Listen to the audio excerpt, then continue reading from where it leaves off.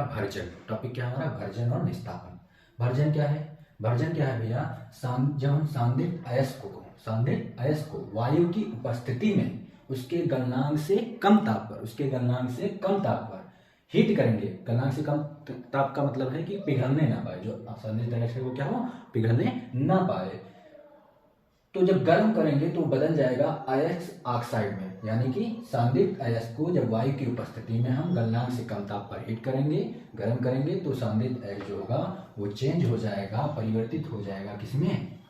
अयस्क ऑक्साइड में। किसमें बदल जाएगा? अयस्क ऑक्साइड में। इस प्रकार आप इसकी डिफिनेशन लिख सकते हैं। अगर उदाहरण समझें, उदाहरण के माध्यम से समझें, तो मैंने ले लिया सांद्रित अयस्क यहाँ पे ZnO, जिंक ऑक्साइड। इसकी क्रिया वायु की उपस्थिति में यानी कि O2, और इसको हीट करना है गलनांक से कम ताप पर। तो जो ये Zn क्या है? धातु है, सॉरी जिंक सल्फाइड लेना है, ये हमारा है ऑक्साइड। तो मैंने क्या लिया उदाहरण के तौर पे? जिंक सल्फाइड लिया, इसकी क्रिया ऑक्सीजन से कराया, इसको हीट करेंगे गलनांक से कम ताप पर। तो क्या होगा? जब गलनांक से कम ताप पर हीट करेंगे तो जो जिंक है वो ऑक्सीजन से क्रिया करके बना लेगा हमारे पास जिंक ऑक्साइड, ठीक। और जो S है ये कन्वर्ट हो जाएगा SO2 में, और ये क्या है?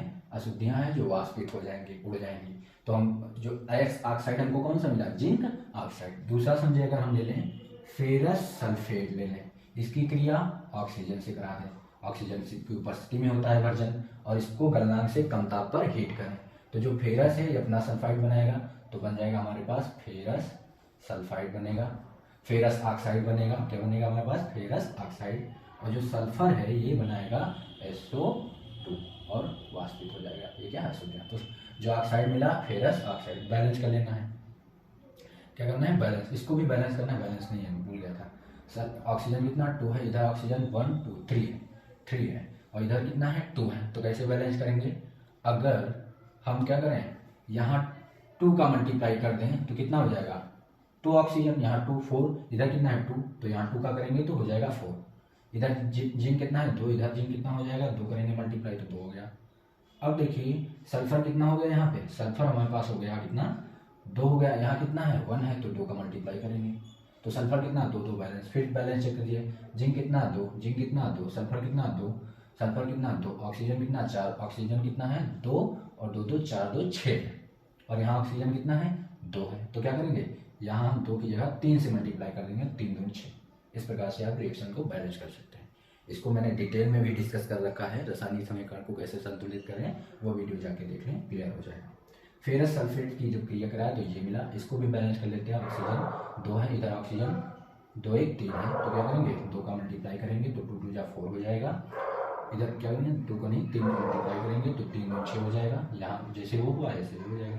यहाँ 2 का मल्टीप्लाई तो 2 फेरस हो गए, यहाँ फेरस 1 है, 2 का मल्टीप्लाई, सल्फर 2 है, यहाँ सल्फर कितना? 1 है, 2 का मल्टीप्लाई, सल्फर 2 हो गया। ऑक्सीजन 6 है, 2 2 गुना 4 2 6। इस प्रकार से आप भर्जन की डिफिनेशन और उदाहरण को बहुत ही आसानी से समझ सकते हैं। अगला टॉपिक क्या है हमारा? निस्तापन है।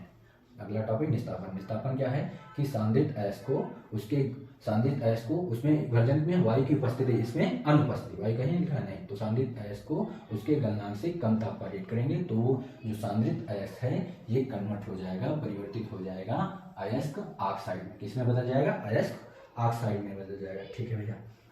सांद्रित अयस्क जैसे हम ले लेते हैं कैल्शियम कार्बोनेट, वायु रहेगा नहीं, अनुपस्थिति बच्चा, तो इसको हीट करेंगे गलनांक से कम ताप पर। जब गलनांक से कम ताप पर हम हीट करेंगे तो क्या बदलेगा? मैंने एक छोटी सी बात बताई थी कि कभी भी आपको रिएक्टेंट साइड CO3 मिले तो प्रोडक्ट में CO2 हो जाएगा। कितना हो जाएगा? CO2, CO3 है तो उधर जाएगा CO2 में चेंज हो जाएगा, ये सांद्रित अयस्क मिलकर हो जाएगा। फिर क्या है? कैल्शियम है, एक को बचा तो क्या बनेगा? जो ऑक्साइड हमको मिलेगा वो मिलेगा कैल्शियम ऑक्साइड। तो अयस्क क्या है हमारा? Calcium oxide. बैलेंसिंग, कैल्शियम कितना है? 1 है, यहाँ 1 है, ऑक्सीजन कार्बन 1 है, यहाँ 1 है, ऑक्सीजन 3 है, यहाँ 2 1 3। इस प्रकार से ये बैलेंस भी है। अगला अगर देखें तो अगला ले लेते हैं हम जिंक कार्बोनेट, तो वही होगा। इसको वायु की अनुपस्थिति, वायु से क्रिया नहीं है, यानी कि अनुपस्थिति है, उसके गलनांक से कम ताप पर हीट करेंगे कि ये गल ना पाए, गल हो जाएंगे तो अलग नहीं कर पाएंगे। तो जिंक क्या बनाएगा? अपना ऑक्साइड बनाएगा। जिंक क्या बनाएगा? अपना ऑक्साइड क्या बनाएगा? Zinc oxide. और CO3 किस में कन्वर्ट हो जाएगा? CO2 में कन्वर्ट हो जाएगा। इस प्रकार से आप भर्जन और निस्तापन को बहुत ही आसानी से समझ सकते हैं। और ऐसे ही धमाकेदार वीडियो पाना चाहते हैं तो चैनल को प्लीज़ सब्सक्राइब करें।